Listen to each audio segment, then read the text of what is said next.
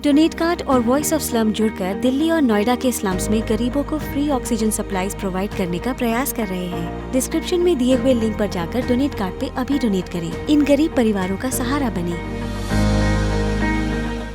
आज हम आपसे बात करेंगे एक ऐसे बॉलीवुड सिंगर के बारे में जिन्होंने इंडस्ट्री को कई हिट गाने दिए। उन्होंने बॉलीवुड को सिर्फ हिट गाने ही नहीं दिए, बल्कि वे कई बार कंट्रोवर्सी की वजह से मुसीबत में भी फंस चुके हैं।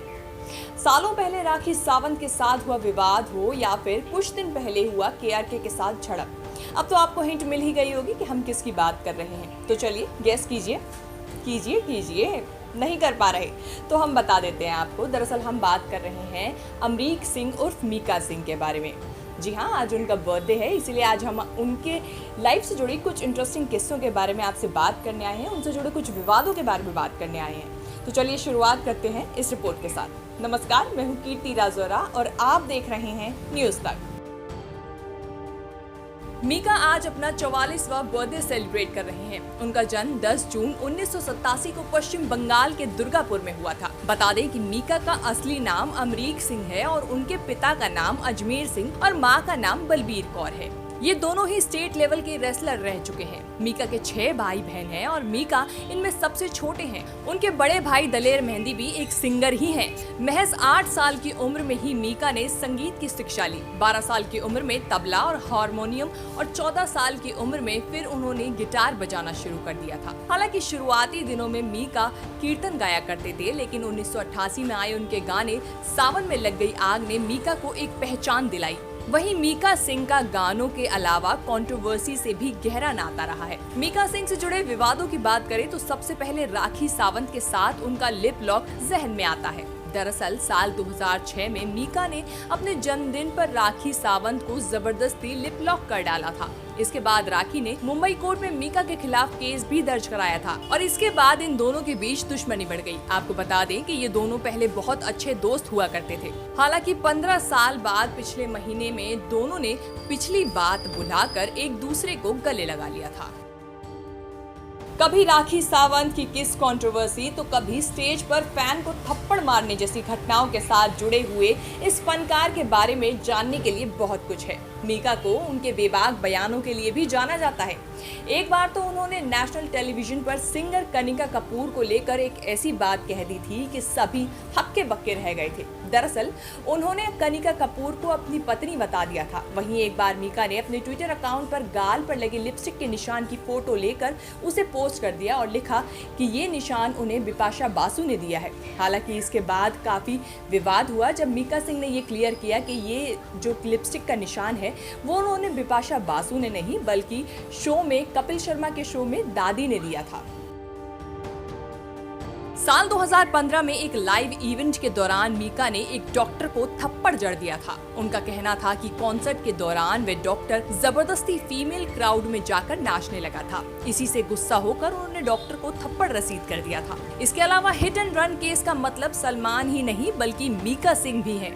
जी हाँ, इस केस में सिंगर मीका सिंह भी काफी चर्चाओं में रहे थे। खबरों के मुताबिक साल 2014 में सिंगर के ऊपर ऑटो रिक्शा को टक्कर मारने के चार्ज लग चुके थे। इस हिट एंड रन केस में पैसेंजर्स को भी चोट लगी थी। हालांकि बाद में मीका ने सफाई देते हुए ये कहा था कि वो गाड़ी ड्राइव ही नहीं कर रहे थे। इसके अलावा मीका और उनके भाई दलेर मेहंदी पर डांस ट्रूप के बहाने कबूतरबाजी यानी कि पैसों को ऐंठने के आरोप भी लग चुके हैं। सबसे बड़ा बवाल तो 8 अगस्त साल 2019 को हुआ था, जिसके बाद पूरे देश में मीका के गाने और उनकी परफॉर्मेंस को बैन कर दिया गया था। दरअसल इस दिन मीका पाकिस्तान में एक अरबपति की बेटी की शादी में परफॉर्मेंस देने पहुंचे थे। यूं तो इसमें कोई नई बात नहीं है, लेकिन अलग जरूर है। दरअसल जम्मू कश्मीर से भारत के धारा 370 हटाने के बाद पाकिस्तान ने भारत से हर तरह के व्यवसाय को बंद कर दिया था। यहाँ तक कि उन्होंने भारत और पाकिस्तान के बीच चलने वाली ट्रेन समझौता एक्सप्रेस को भी बंद कर दिया था, जिसके चलते भारत के नागरिकों में भी काफी रोष भरा हुआ था। इस पर मीका पर एक्शन लेते हुए ऑल इंडिया सिने वर्कर्स एसोसिएशन ने भारत में होने वाली हर तरह के कॉन्सर्ट को और इवेंट को बैन लगा दिया था। यहाँ तक कि मीका के साथ काम करने वालों के खिलाफ भी लीगल एक्शन लेने की बात कही गई थी। हालांकि मीका के माफी मांगने के बाद लगभग 2 हफ्ते के बाद उस बैन को हटा दिया गया था। बात करें इंडस्ट्री में उनके सफर की तो 1998 में अपनी पहली एल्बम के सक्सेस के बाद मीका ने गबरू, दुनाली, समथिंग समथिंग और इश्क ब्रांडी एल्बम लॉन्च किए। मीका ने साल 2006 में फिल्म प्यार के साइड इफेक्ट्स का गीत दिल तोड़ के न जा गाया था। उसके बाद एक से बढ़कर एक मीका ने गाने इस इंडस्ट्री को दिए। मीका ने सलमान खान, शाहरुख खान, अक्षय कुमार जैसे बड़े बॉलीवुड स्टार्स के लिए भी कई गाने गाए हैं। गाने के साथ साथ मीका ने टीवी पर म्यूजिक का महामुकाबला और द वॉइस इंडिया शो को भी जज किया था। मीका ने हिंदी और पंजाबी के साथ मराठी, बंगाली, तेलुगु और कन्नड़ भाषा में भी कई गाने गाए हैं। यही नहीं, सिंगिंग के साथ साथ एक्टिंग में भी उन्होंने अपना हाथ आजमाया है। मीका ने पंजाबी फिल्म रैत कपूर में माइकल और बलविंदर सिंह फेमस हो गया में बलविंदर का रोल प्ले किया था। मीका सिंह के हिट गानों की बात करें तो इनमें सावन में लग गई आग, ए गणपत, चल दारूला, बिट्टू सबकी लेगा, इब्ने बतूता, ढिंका चिका जैसे कई बेहतरीन गाने यंगस्टर्स की जुबान पर जो मीका के गाने हैं वो आज भी चढ़े रहते हैं। मीका को मिले अवार्ड्स की बात करें तो साल 2014 और 15 में उन्हें बेस्ट सिंगर के अवार्ड से नवाजा गया। इसके बाद साल 2015 में उन्हें Indian Telly award for best जज पैनल का अवार्ड भी दिया गया। साथ ही इसके अलावा साल 2012 में बेस्ट लाइव परफॉर्मेंस अवार्ड से नवाजा गया। तो दोस्तों, ये तो थी मीका की कहानी हमारी जुबानी। आपको हमारी ये वीडियो कैसी लगी कमेंट करके ज़रूर बताएं। साथ ही ऐसी ही वीडियो को आगे देखने के लिए हमारे YouTube चैनल को सब्सक्राइब करना बिल्कुल ना भूलें। Good bye.